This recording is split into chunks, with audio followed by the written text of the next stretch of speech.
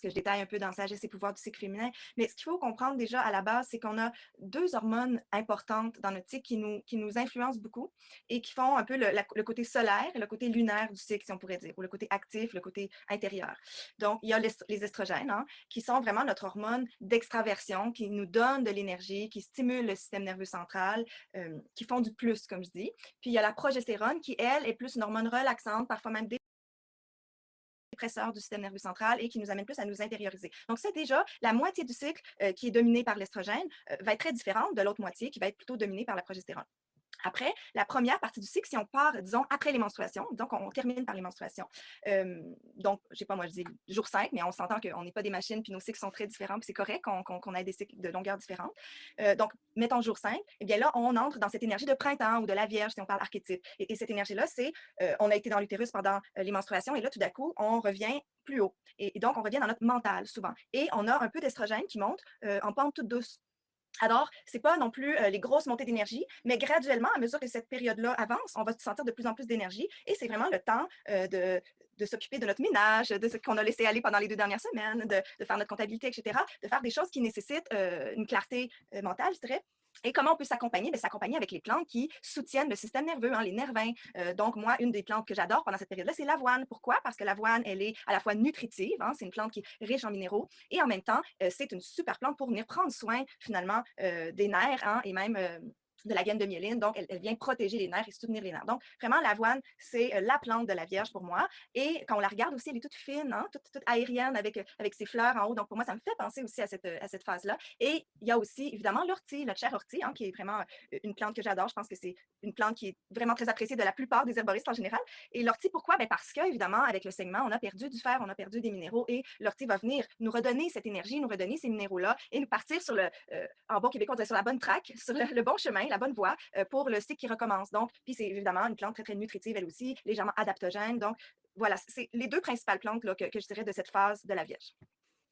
Ensuite, je continue Ah, avec, vas-y. la phase de la mer, donc qui est la phase de l'été, hein, de la floraison. Si on se dit que le printemps, c'est comme la pousse, alors cette phase-là, donc c'est la phase ovulatoire, hein, pré-ovulatoire. Et donc là, on approche vraiment de l'ovulation et les estrogènes sont de plus en plus fortes. Et donc, on a de plus en plus d'énergie. Alors, c'est le temps, on va vers l'extérieur, on se sent belle, on se sent rayonnante, on marche dans la rue, puis on rayonne des phéromones, tout le monde nous regarde, on ne sait pas pourquoi. Ben, c'est l'estrogène là, qui sort de nous, façon de parler, évidemment, métaphoriquement. Et j'aime bien accompagner cette période-là de plantes qui soutiennent ce rayonnement-là. Je pense au trèfle rouge, qui est une plante aussi nutritive, mais qui est une plante estrogénique. Alors, elle va venir, hein, on sait que les plantes estrogéniques viennent la plupart du temps équilibrer les estrogènes en circulation. Donc, le trèfle rouge, pour ça, va être extraordinaire et alcalinisante parce que ça peut arriver que dans cette période-là, on sente un petit peu plus d'acidité si jamais on a une sensibilité à ça. Donc, j'utilise beaucoup le trèfle rouge. Et pour accompagner aussi cette énergie d'extériorisation, j'aime bien utiliser la shatavari. Hein, c'est une plante qu'on connaît pas nécessairement. C'est une plante qui fait partie de la Yurveda, une plante qui nous vient de l'Inde, une sorte d'asperge, en fait. Hein, Asparagus racemosa de son nom latin, Shatavari. Et cette racine, en fait, elle veut dire femme aux mille maris. Hein? Donc, ça veut tout dire. Elle augmente la libido, elle augmente les sécrétions, quelles qu'elles soient. On peut la prendre même en état de grossesse parce qu'il n'y a aucun problème. Et elle est rafraîchissante. Donc, s'il y a un peu trop de feu à cette période-là, elle vient calmer le feu. Et voilà, elle soutient, c'est une adaptogène, elle donne de l'énergie aussi, donc elle soutient cette période-là. Puis c'est aussi une plante qui est légèrement estrogénique. Petite pause. Donc là, là on a nos deux premières phases.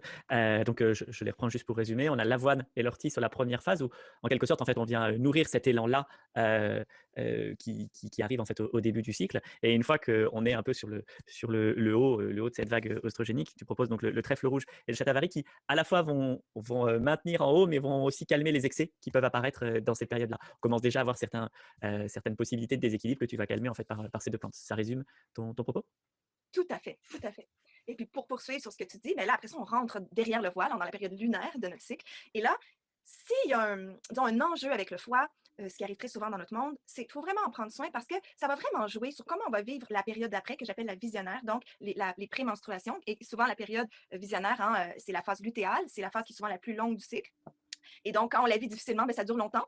Et donc, il faut savoir s'accompagner. Et une chose qu'il faut réfléchir, qu'il faut penser, c'est soutenir le foie. Pour ça, dès l'ovulation, on peut utiliser le merveilleux pissenlit, une autre plante qui est très appréciée chez les herboristes, hein, qui est malheureusement souvent encore vue comme une mauvaise herbe, mais que nos grands-mères d'Europe et d'Amérique utilisaient, mangeaient au printemps, mangeaient les feuilles pour se faire une salade. C'est pas pour rien, c'est parce que c'est une plante qui est hépatique, qui vient vraiment stimuler le travail du foie. mais elle est aussi hépatoprotectrice. Donc, elle protège les cellules du foie, puis elle accompagne même la détoxification dans le foie. En résumé, là, il y a 2 phases de détox, mais tout ça pour dire que ça, c'est intéressant parce que il y a souvent des femmes qui ont de la difficulté pour X raisons à métaboliser les estrogènes et qui ont aussi des xénoestrogènes. On est exposé aux faux estrogènes dans notre monde et le pissenlit vient a une affinité avec la détox de ces faux estrogènes-là et des estrogènes en général. Donc, on prend le pissenlit, je l'utilise souvent en racine. On peut utiliser les feuilles aussi parce qu'elles sont amères, donc on peut les utiliser en tisane. Mais je trouve que au niveau de la détox des estrogènes, les racines sont vraiment extraordinaires, donc en décoction ou en teinture, là, le pissenlit. Les xénoestrogènes, juste pour préciser, en fait, ça va être tous les oestrogènes qu'on va retrouver à l'extérieur, donc ils vont aussi bien être dans les aliments que dans certains additifs qui vont en fait jouer ce rôle-là, enfin qui vont avoir cette action-là sur le corps. Oui, tout à fait. En fait, les xénoestrogènes, je voulais le mentionner, mais je savais pas si j'allais dans le détail. Mais en fait, les xénoestrogènes, c'est des molécules qui imitent les estrogènes, qui viennent principalement souvent des dérivés du pétrole, donc dans le plastique, dans tout ce qui est plastique et dans tout ce qui est dérivé du pétrole. C'est aussi les faux estrogènes qui peuvent être donnés, par exemple, aux animaux pour augmenter leur croissance. Ça peut venir aussi des hormones de substitution, de contraception qu'on reboit dans l'eau à faible dose. Ça peut venir des matériaux de construction. Ça vient de, effectivement, différentes sources. Et le problème avec ces fausses hormones-là, pour moi, c'est un des principaux problèmes de santé des femmes et de santé publique aujourd'hui, c'est qu'elles imitent les molécules des vrais estrogènes et elles se fixent sur les sites récepteurs de nos estrogènes et elles font de l'hormonomimétisme la plupart du temps.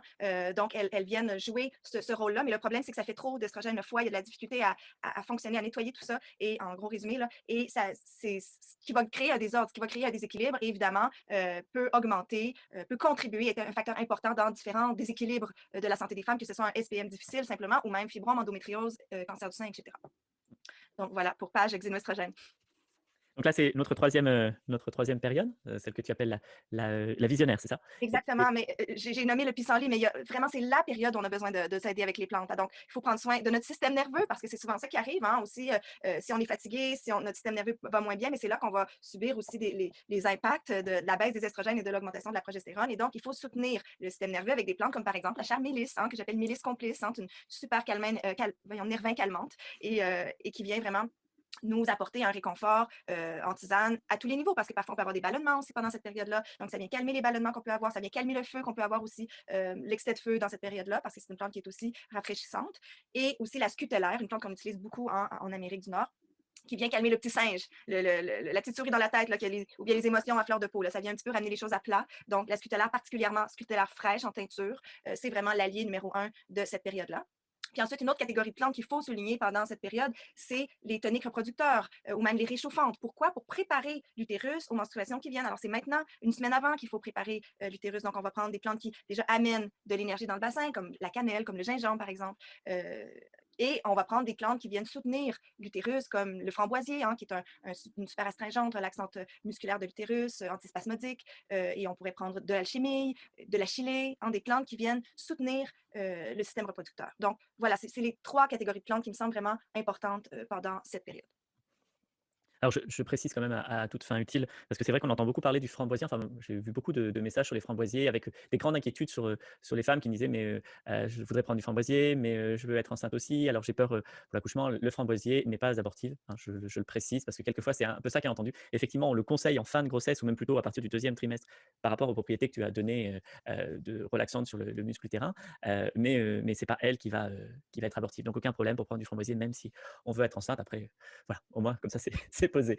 Donc Je te maintenant remercie, Eric, vraiment, parce qu'il y a tellement de méconnaissance du framboisier, c'est terrible. Non seulement ça ne va pas être abortif ou héménagogue, mais en plus, ça va soutenir une grossesse. Donc, si on veut tomber enceinte, c'est une bonne chose de prendre du framboisier. Au contraire, ça relaxe l'utérus. Puis, il y a une autre chose qui circule sur le framboisier, c'est qu'il serait hormone-like, il serait estrogène-like. Je ne sais pas, moi, en bourgeon, en gémothérapie, je ne sais pas parce que je ne travaille pas avec la gémo, mais en feuille, il n'y a aucune. Je relis et relis les recherches pour essayer de comprendre d'où ça vient. Il n'y a aucun constituant qui pourrait être des saponines ou n'importe quoi. Il n'y a rien qui pourrait être estrogénique. Donc, c'est vraiment pas une plante estrogénique non plus. C'est une plante pleine de minéraux, mais pas estrogénique.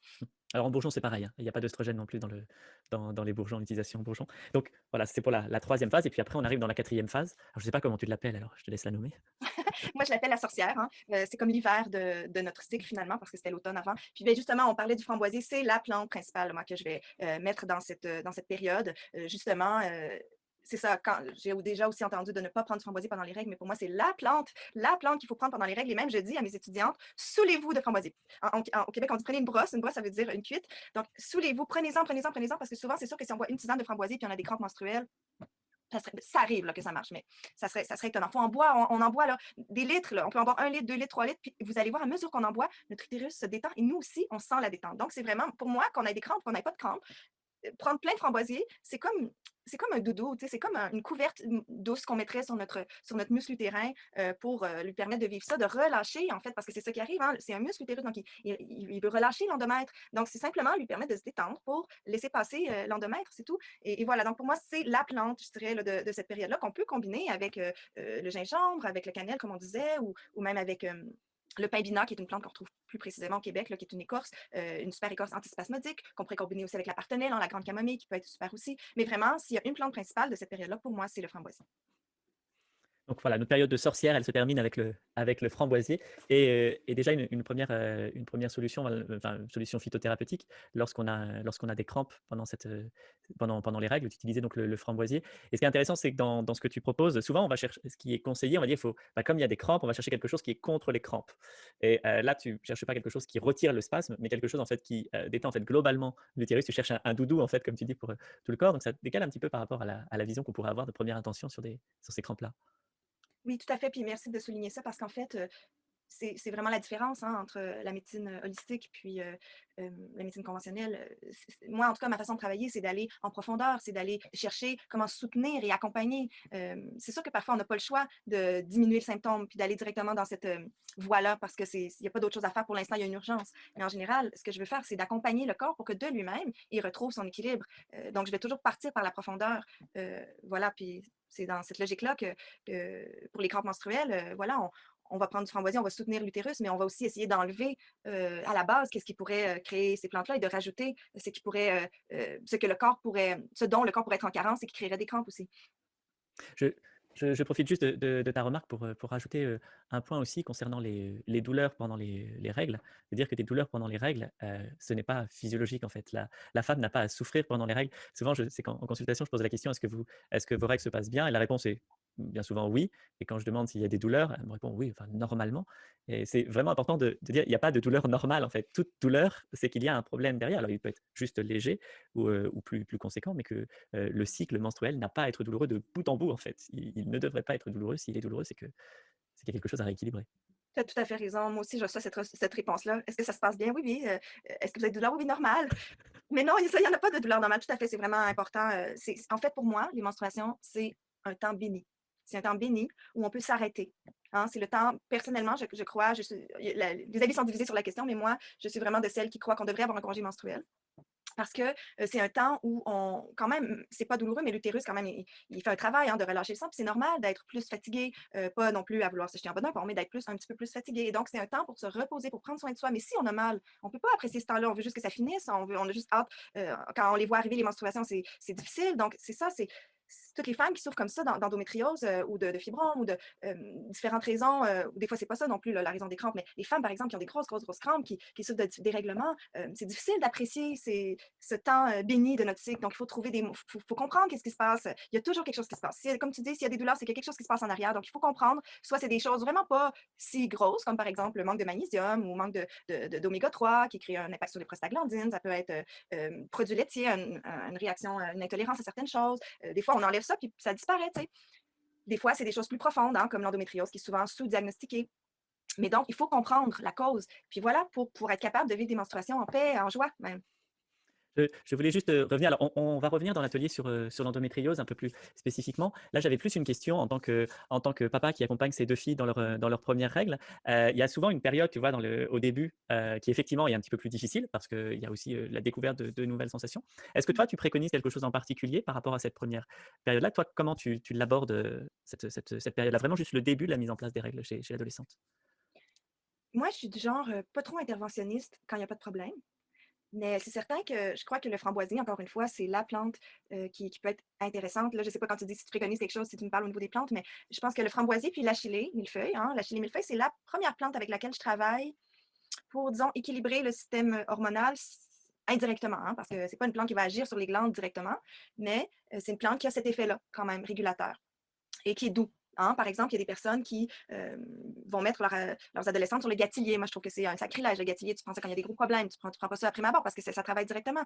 Donc, voilà. Framboisier à chili, c'est une super façon. Puis après, ben, il y a toute cette question de ritualiser ce moment. Après, aujourd'hui, c'est pas tout le monde qui est ouvert. C'est pas tous les ados qui sont ouverts à ritualiser, mais ça peut être un petit rituel ou un gros rituel. Mais faire un quelque chose pour faire en sorte qu'elles réalisent le précieux de ce moment-là, leur offrir un vêtement particulier, une culotte menstruelle, une ceinture de lune. Il y a toutes sortes de choses qui peuvent être faites pour ritualiser. Puis il y a des livres aussi, hein, qui ont été faits, Stella et le cercle des femmes.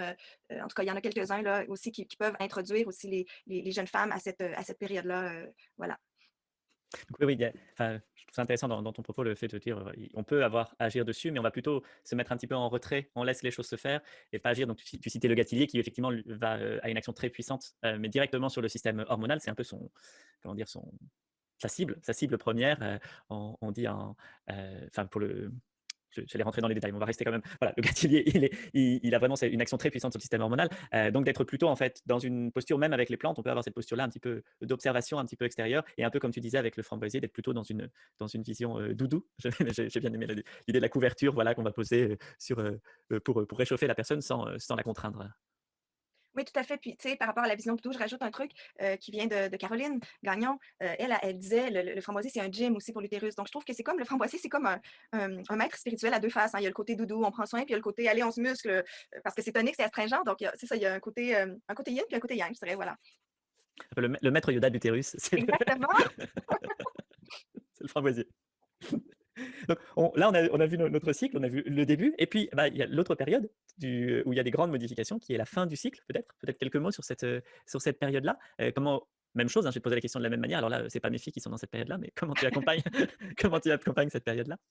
Wow, ça, c'est aussi très important, hein, c'est ça. Je trouve ça chouette que tu parles de toutes ces périodes de transition de la vie d'une femme parce que il y a une de mes étudiantes qui disait des cercles dans des cercles. Donc, il y a le cycle du mois, mais il y a le cycle d'une vie. Puis quand on regarde, je trouve que c'est un enseignement, toute cette vision des saisons d'une vie, puis des saisons du cercle. Donc, voilà, je faisais le parallèle parce que les premières menstruations, les ménages, c'est le printemps d'une vie, tandis que la périménopause, c'est l'automne d'une vie. Hein. Donc, comment on accompagne l'automne d'une vie, ben, on l'accompagne de la même façon qu'on accompagne l'automne du cycle dans un sens. Hein, parce que l'automne du cycle, on a parfois ces bouleversements hormonaux, puis on essaie de rester enraciné, ben, c'est ça qu'on veut faire aussi avec la périménopause. Puis, il y a plusieurs auteurs qui voient, auteurs et femmes surtout, qui expérimentent et qui voient la périménopause comme un espace de transition, mais aussi presque un rituel de passage, un rite de passage entre la femme mère, puis quand on dit mère, c'est pas juste mère d'enfant, c'est mère de projet, de carrière, et la femme sage.